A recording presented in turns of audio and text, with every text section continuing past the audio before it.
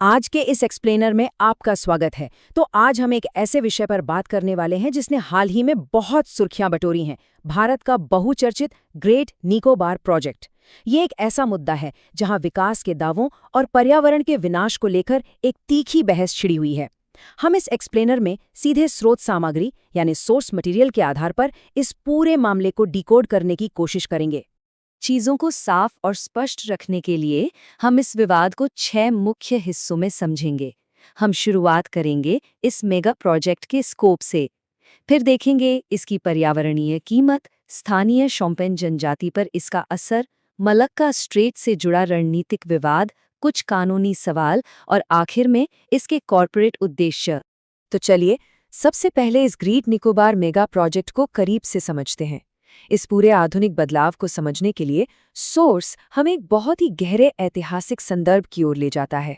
जरा सोचिए, एक ऐसा जीव जो डायनासोर के युग से यानी लगभग 66 मिलियन सालों से जीवित है।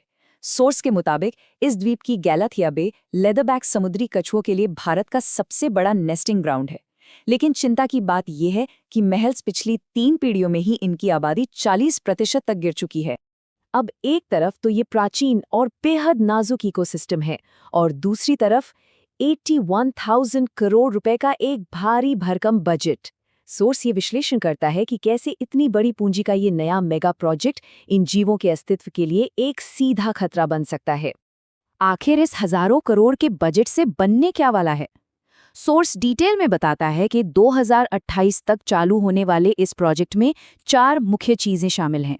एक विशाल कंटेनर ट्रांसशिपमेंट टर्मिनल, एक मिलिट्री और सिविलियन एयरपोर्ट, एक 450 MVA का पावर प्लांट और लाखों लोगों को बसाने के लिए एक पूरी कमर्शियल टाउनशिप।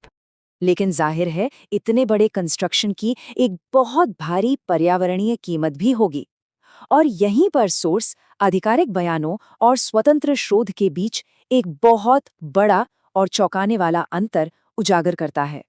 अगर हम सरकारी अनुमानों को देखें तो कहा गया है कि अंडमान और निकोबार के सिर्फ 1.82% यानी लगभग 7.11 लाख पेड़ कटेंगे।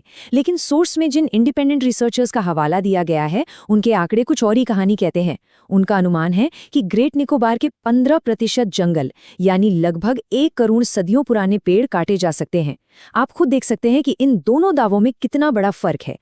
और बात सिर्फ पेड़ों की नहीं है, ये यूनेस्को बायोस्फीयर रिजर्व कई बेहद खास प्रजातियों का घर है।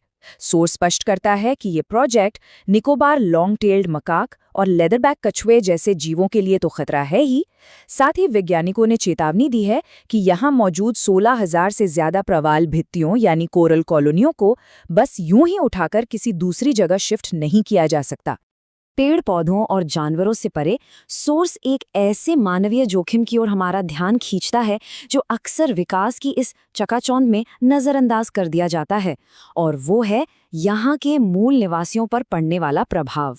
इस आंकड़े को देखिए, 2011 की जनगणना के अनुसार दुनिया से पूरी तरह कटे हुए एकांत में रहने वाली शोम्पेन जनजाति की आबादी महज 29 दर्ज की गई थी। सोर्स इस छोटे से समूह की कमजोरी और उनकी अनोखी स्थिति पर विशेष जोर देता है।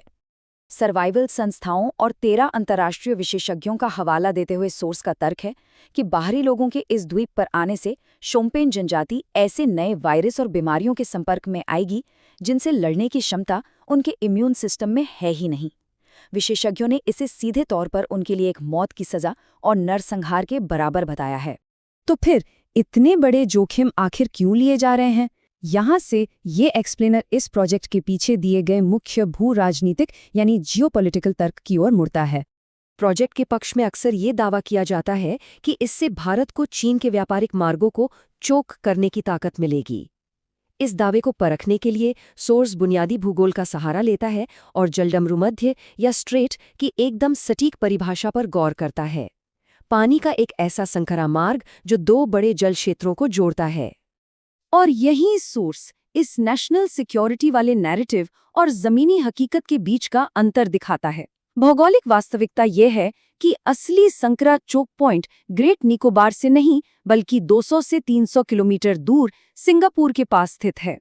इतना ही नहीं, सोर्स किसी भी तरह की नाकेबंदी यानी ब्लॉकेड के असर को यह कहकर खारिज करता है कि चीन ने पिछले 20 सालों में कई वैकल्पिक व्यापार मार्ग तैयार कर लिए हैं। चाहे वो म्यांमार की पाइपलाइंस हो, सीपैक हो या फिर आर्कटिक शिपिंग रूट्स, ये सभी विकल्प मलक्का स्ट्रेट पर चीन की निर्भरता को काफी हद तक कम कर देते हैं। इन रणनीतिक बहसों के बाद सोर्स उन तरीकों की पड़ताल करता है जिनका इस्तेमाल करके इस प्रोजेक्ट को इतनी तेजी से आगे बढ़ाया गया है, और सोर्स इन तरीकों को प्रक्रियात्मक रूप से काफी विवादास्पद बताता है। इस टाइमलाइन पर एक नज़र डालिए। सोर्स दावा करता है कि निर्माण का रास्ता साफ करने के लिए दशकों पुरानी पर्यावरण सुरक्षा नीतियों को महज कुछ महीनों के भीतर ही किनारे कर दिया गया। जनवरी 2021 में गैलाथिया बे का वाइल्ड लाइफ सेंचुरी स्टेटस अचानक रद्द होना, नक्शों से कोरल रीफ्स का गायब होना और केवल 6 दिनों के भीतर एनवायरमेंटल इम्पैक्ट असेसमेंट को जल्दबाजी में पूरा कर लेना, ये सब काफी सवाल खड़े करता है। कानूनी पेचीदगियां यहीं खत्म नहीं होती। सोर्स ये भी रेखांकित करता है कि वन अधिकार अधिनियम के तहत मूल निवासियों की सहमति लेना अनिवार्य है, लेकिन जिस स्थानीय ग्राम सभा ने इस प्रोजेक्ट को मंजूरी दी, सोर्स के अनुसार उसमें एक भी आदिवासी प्रतिनिधि मौजूद नहीं था।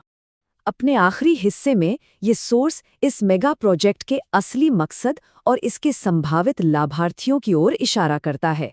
आखिर इसका सबसे ज्यादा फायदा किसे होगा? प्रोजेक्ट दस्तावेजों का हवाला देते हुए सोर्स हमें बताता है कि इस विकास का एक बहुत बड़ा हिस्सा दरअसल एक कमर्शियल टाउनशिप के लिए रखा गया है।